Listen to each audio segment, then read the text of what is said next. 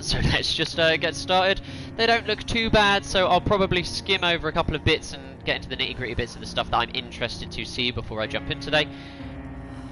So we've got features and content. They've re-implemented the full translation of the Chinese traditional, right? Feature added delay before the ping indicator appears in the online lobby for killers and survivors. This delay allows for the ping to stabilize before being displayed to the player. For anyone who doesn't know what that means, you'll probably see me in the past streaming on Survive with friends and Guitar Hawk or someone similar turning around and going, fuck this, I am not playing with a 300 ping person. However, if I get him to wait for more than 30 seconds, he actually notices that his ping jumped back down to normal. So yeah, that's, I presume, precisely what it's for. Apologies if you hear my coffee in the background as well, guys. We also have additional feature, and this is a very, very popular feature that I think has been wanted for quite some time.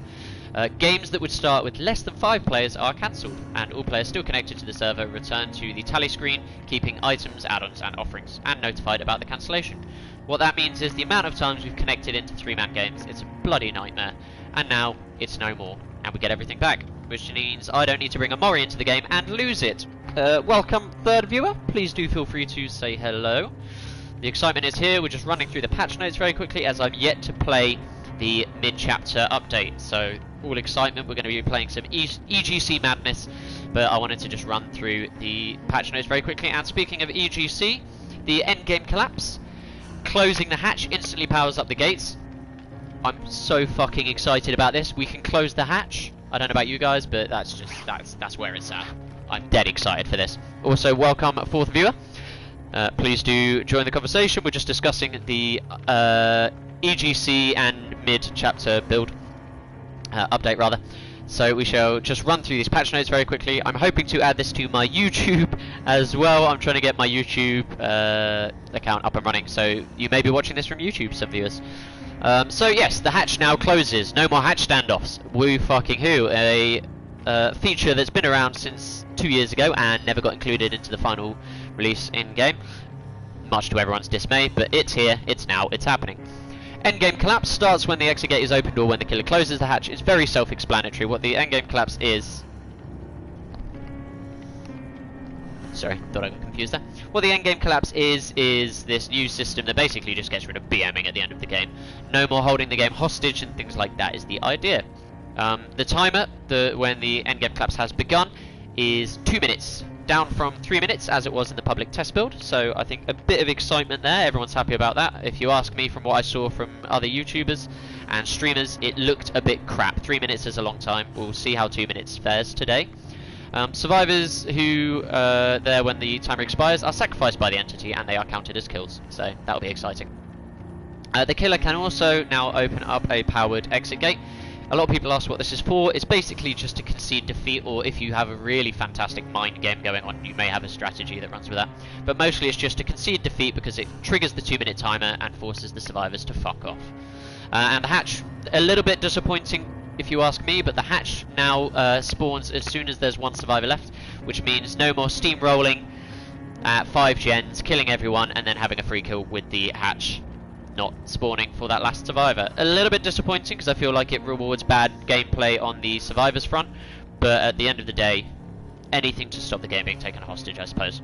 I'll quickly glaze over this. They've added some new score events. Basically just you get more points, or you get different points, and they are for anything late game, so hooks, heals, everything like that. And then that's pretty much all of that. We've got some balance adjustments. I've heard some interesting and conflicting things about these, so we'll see how they go today. Adjusted controller inputs to improve movement control. I presumed it was just for PC, if people were bringing controllers into the PC game.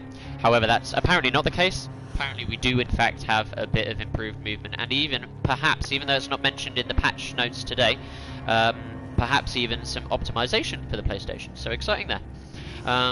We also have the time notification bubbles are displayed for 5 seconds.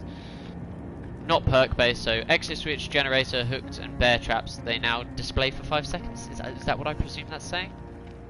Oh, adjusted the time the notification bubbles are displayed to 5 seconds. So I presume anytime you get one of those really weird things that lets you know where someone is.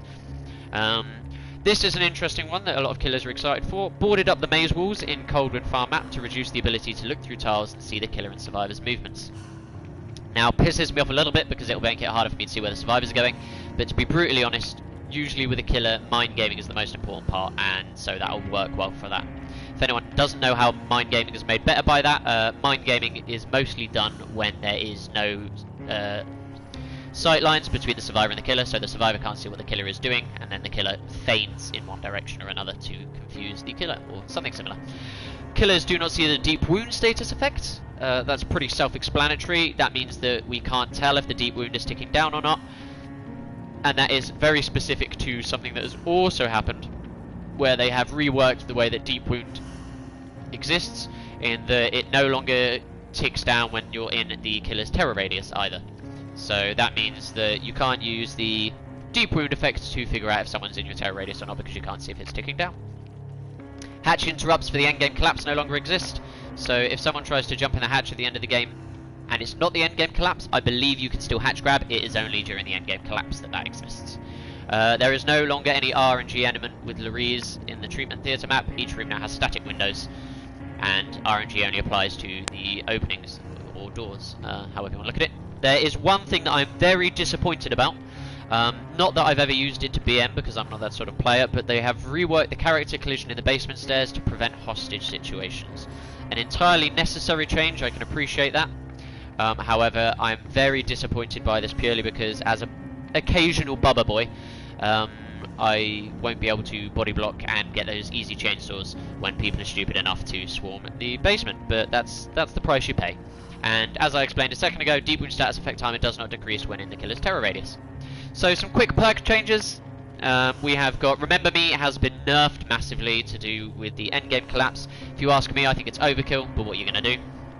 So it's now up to a maximum of 8, 12 or 16 seconds that the exit gate is slowed to when opening. So it doesn't really do much, if you ask me. All it does now is slow people slightly. By the time you get to the exit gate, they could easily have still opened it. Survivor, Calm Spirit. The perk now hides all screams and their associated loud noise indicators. They've adjusted the text to make that make more sense. Left Behind has had some adjustments to be more in line with the endgame collapse. We'll see how that works. I don't think anyone's going to run it, to be honest, and I have no interest in testing it. Maybe in a Kill Your Friends session. We've also got We're Gonna Live Forever. This is an interesting choice for any Survivor mains out there. It could be bad, it could be good, depends on your feelings. We're Gonna Live Forever. Each time you perform a safe hook rescue or take a hit to protect the survivor, gain a stackable bonus of 25%. Now what that means is you can no longer just farm hooks, they have to have a safe hook rescue score event, and that only exists if someone doesn't get hit directly after being unhooked. So no more unsafe hooks, hopefully reducing hook farming.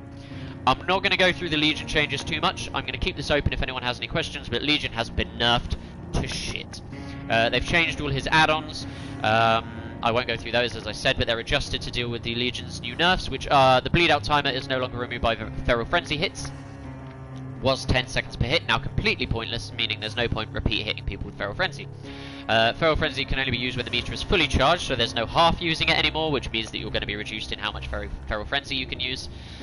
Feral Frenzy move speed has been reduced by, I think it's 0.4 meters a second, it's now down to 5.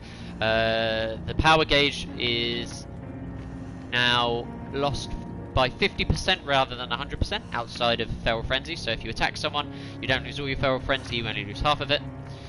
Recharge time has increased, Terror Radius has increased, Feral Frenzy duration has increased, but, I mean, it's kind of a moot point when you're never going to use Feral Frenzy again.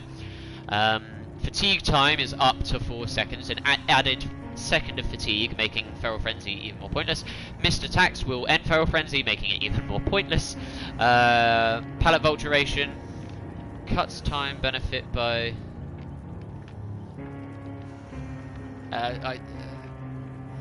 I believe that they've nerfed the speed at which you vault pallets, so that's slower as well now.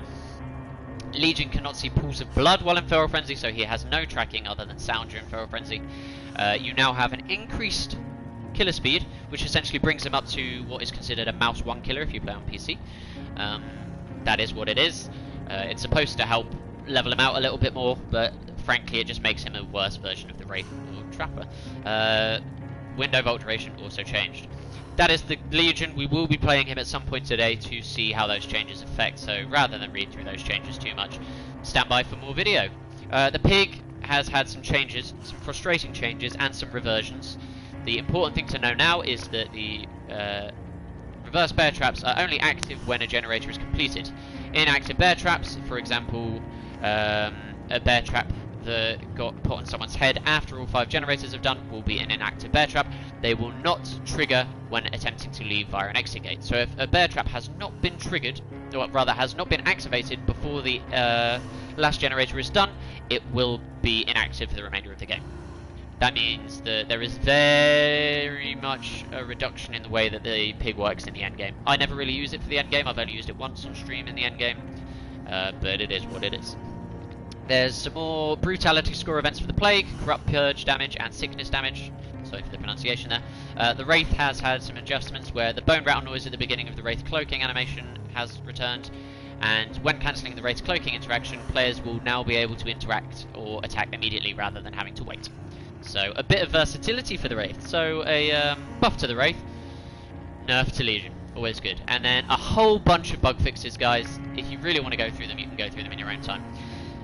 Apologies, I'm not going to sit there and do them. But today we are just going to jump in. We're going to stream, we're going to see how it all goes. Life is going to be great, and away we